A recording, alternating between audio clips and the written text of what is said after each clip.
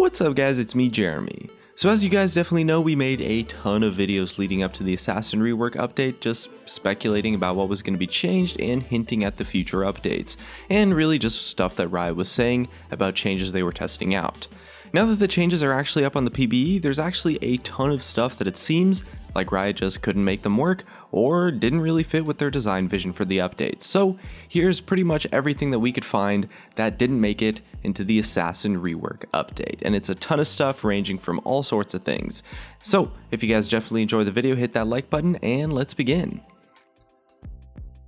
So first up is something that we did make a video about a while back, which is something that Riot Certainly T was working on during the Assassin rework, and it was actually creating a new map objective that was going to be particularly easy to kill as an assassin. And it was designed to make assassins contribute to team play a little bit more rather than just trying to spend all game running around like lone wolves trying to find kills. And it was pretty early in terms of actual development, so kind of just ideation phase. I'm sure they playtested a bunch of versions though, but if the PBE version of the Assassin update has all the changes that Riot are planning, which it almost certainly does, it seems like that Assassin objective that was originally tested out and messed around with has been scrapped. With stuff like this, there is always the possibility that it's kind of maybe just been held back for a little bit more work or iterations, but since Riot are also introducing plants in the jungle, it's probably the nail in the coffin for another new objective for the jungle. Riot does like to rework the jungle from season to season, but adding a ton of new objectives would probably get pretty confusing. We haven't directly heard yet what happened with the Assassin objective or maybe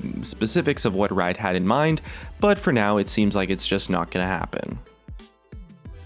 For our next thing, so originally when Riot were working on their key Assassin reworks, you know, the big ones that were going to be major changes to champions, they initially intended on doing 5 big reworks, the 5th one being Fizz. The problem was that dedicating time to making a 5th functional major rework would mean that the previous 4 would actually end up suffering from a lack of development. So they eventually ended up deciding to just go with 4 main Assassin reworks and scale down the 5th potential one rather than releasing the update with 3 good reworks and 2 fairly mediocre ones.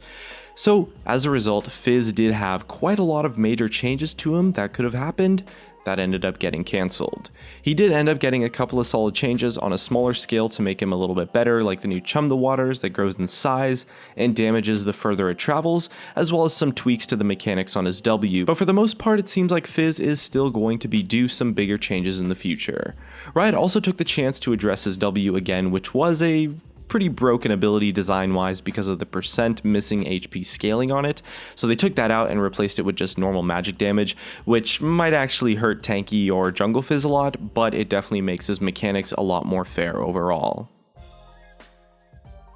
Next up, we're looking at some abilities that actually got cancelled from the rework of Rengar. So he was actually tested out with kind of like a bounty system initially to try and give him like a mini game, kind of like Garen almost, where there would be like a strongest sort of beast character on the opposing team, just as a way to stop Rengar just randomly ulting and killing the same target, the weak enemy AD carry, over and over again for bone tooth stacks. It didn't really feel all that right for Rengar, but Riot did like the idea of him gathering trophies from each of his kills, which is what made them go for stacks based on unique champion kills rather than the same champion kills, which is another version of the bone tooth necklace that also got scrapped. And they also tested up giving ability upgrades based on bone tooth necklace stacks, kind of similar to the way that Kha'Zix gets his evolutions whenever he levels up his ultimate, but with more of a focus on earning them through kills. Now we did kind of have something similar on his bone tooth necklace pre-rework, but this version that they tested was something that was much more significant in terms of the actual effects that it had on his abilities. In the end, it apparently felt kind of forced and was also a little bit too close to Kha'Zix's design space, so Riot went away from that direction and focused more on the trophy hunting for raw stats concept.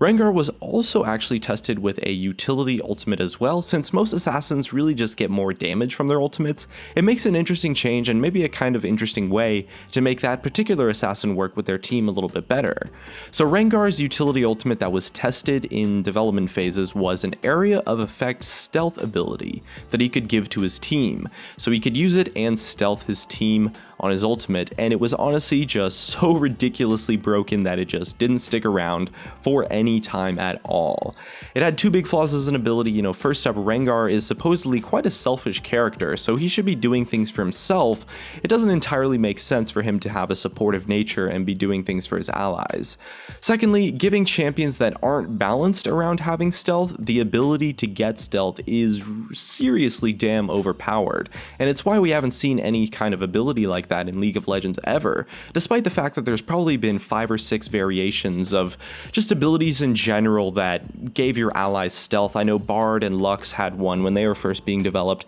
that eventually got cancelled. I mean, imagine just Annie throwing a Tibber stun at someone without you being able to see them, and that's honestly just ridiculous. I think you pretty much see what I mean.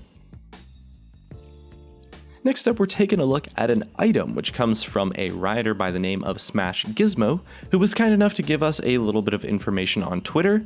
And the item in question was called Eye Gouger, and it was an active item that got scrapped from the game that would inflict nearsighted on a targeted enemy, so they couldn't see around them, but the effect broke when you damaged the target. The idea was that you could kind of like divide and conquer an enemy AD carry and support by sort of isolating the target by stopping one of them to being able to actually see what was going on, but it was pretty frustrating to deal with, so as a result it ended up getting cancelled as an item design. And speaking of items, Riot actually tested another assassin item that was actually an alternative Hydra upgrade item that had isolation damage on it, similar to the mechanics of Kha'Zix's Q pre-rework, but it was actually way too powerful, so it ended up not making it through playtesting.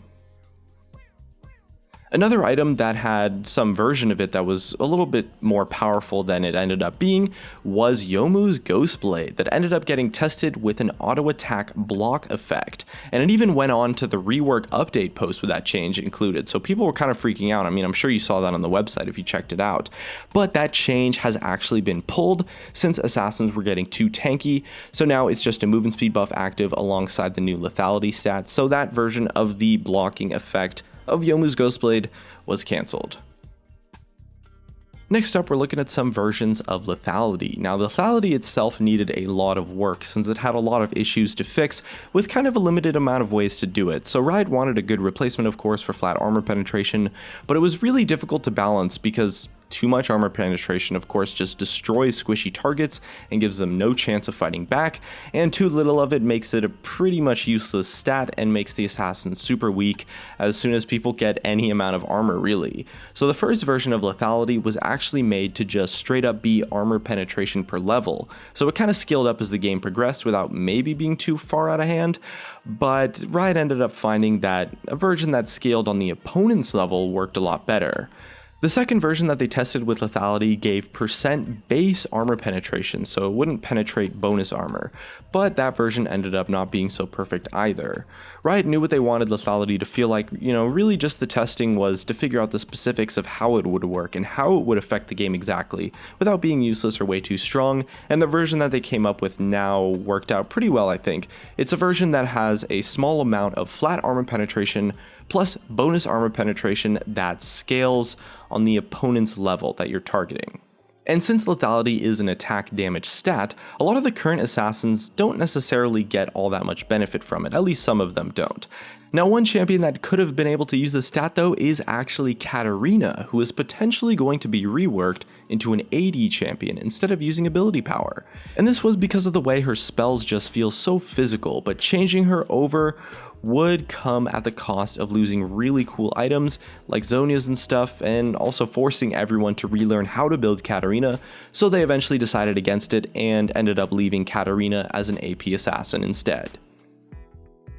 Next up, we're looking at some abilities that got scrapped from the LeBlanc rework. So Riot actually gave a bit of thought into taking the Tricksters Glass item from Black Market Brawlers and putting it onto LeBlanc's kit actually. Specifically a version where she would swap appearances with an ally so that they appeared as LeBlanc and she appeared as them. It's honestly kind of a gimmick that probably wouldn't necessarily hold up over time, but the biggest issue is that it requires constant attention to just keep it working with all the new skins, the champions, things like that. I mean, anything that gets added into the game or updated, you have to fix it for LeBlanc. So it's actually kind of a pretty daunting task for an item that you really want to be able to make once and then just leave it alone except for tweaks or random bugs or something. It might have made a lot of sense on LeBlanc thematically and enabled some really fun gameplay though, like kind of swapping your appearance with a support so that the enemy tries to fight you and then you just burst them down and they get destroyed. But the cons outweighed the pros after playtesting, so it ended up getting scrapped as a concept.